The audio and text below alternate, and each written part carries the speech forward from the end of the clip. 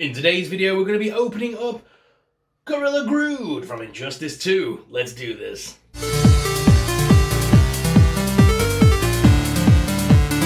Hey guys, me host Superstar, thank you very much for tuning in. Wait, hold up, are you subscribed? If you're not subscribed, you should be subscribed to the channel so you don't miss future content. And make sure you smash that notification bell so you don't miss a future upload and you'll be notified every time we upload a new video on the channel. With that out of the way, guys, there's also links in the description that take you to Instagram and all that good stuff. I don't have a Patreon or anything like that, so subscribing is my main source for you guys to help me. So please subscribe and help the channel grow. As soon as we hit 40,000 followers, I am going to do a massive giveaway with 4 action figures. There will be 4 winners for my 40k giveaway. So make sure you're subscribed so you don't miss out on any future content and you can be entered to the competition. Anyway, on with the video. It's Gorilla Grodd from Injustice 2. This figure looks awesome. Who doesn't want a big armored gorilla in their collection, right? Plus, it is Grodd from Injustice 2, a very cool character from the DC universe, and this is a big, awesome figure. This should have been a bath, probably, like a Build-A-Figure, but they've gone ahead and given us this awesome figure, guys. Also, in this collection, you can get the Todd McFarlane's Batman, you can get Superman Red Sun, you can get Dark Knight's Metal Earth 2 Batman, you can get Robin from DC Rebirth, and Flashpoint Batman. Some of those I've already reviewed and are on my shelf, so please check out my DC Multiverse playlist, and you'll be able to see more of these awesome action figures on the channel. Alright guys, let's go ahead and crack this bad guy out of the packaging. Alright, let's break him out of the box. Okay. Oh, nice. He's only got the one rope tie around his middle, by the looks of things. Just snip that off, and we should be good to go. Okay, I'm just going to place that down on there for now.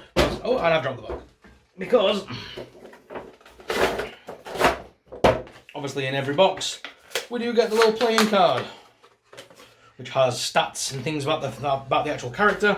And of course we get the actual display stand.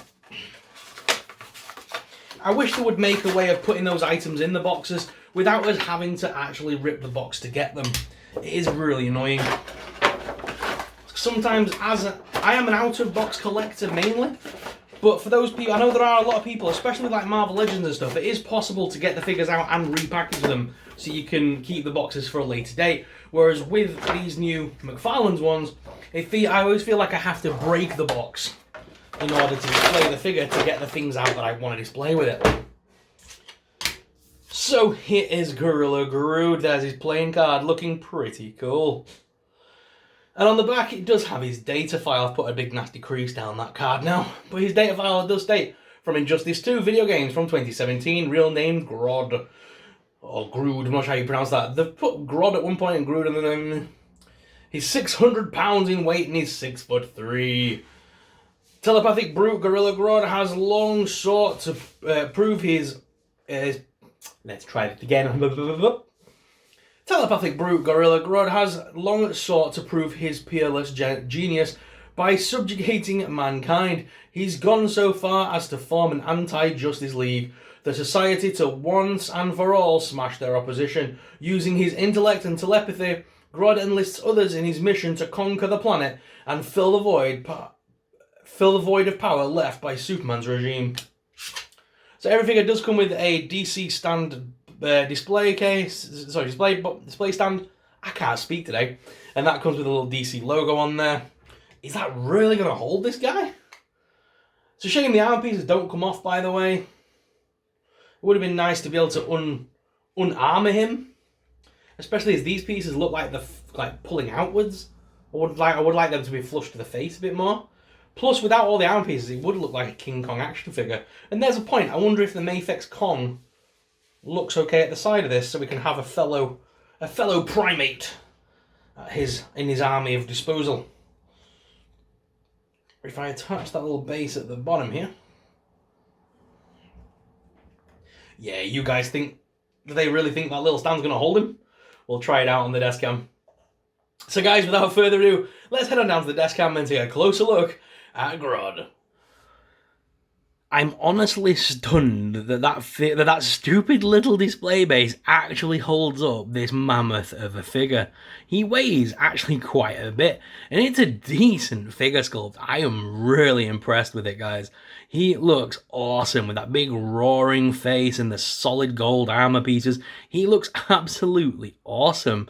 The figure is great, and the actual look on his face and everything is brilliant. So yeah, really impressed with this figure.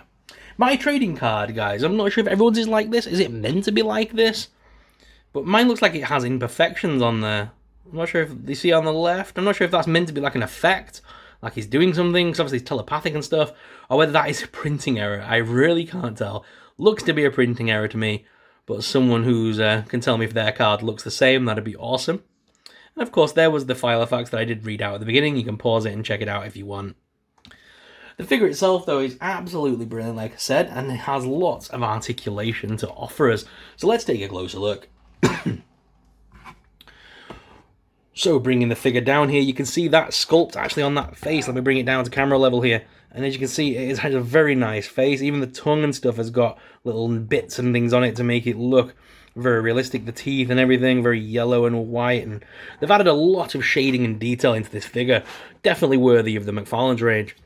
The head's on a ball joint, so you can make him look down as well as up, but not too much on the upside, if I'm honest. It's more to look down at people, and that crunch at the front here helps a little bit as well with that. His arms do lift up at the side piece, but only as much as that because of the actual display pieces. They are soft vinyl, so they will move up, but yeah, you want to be careful with how much you're scuffing and things like that. There is rotation, though, at that bicep hinge, as well as a sort of single-hinged elbow hinge going on, and the hands are fixed to the actual figure itself, but they do have a bit of a motion here for you to see. Legs lift forward on this figure, and there is a knee, but it's not very useful.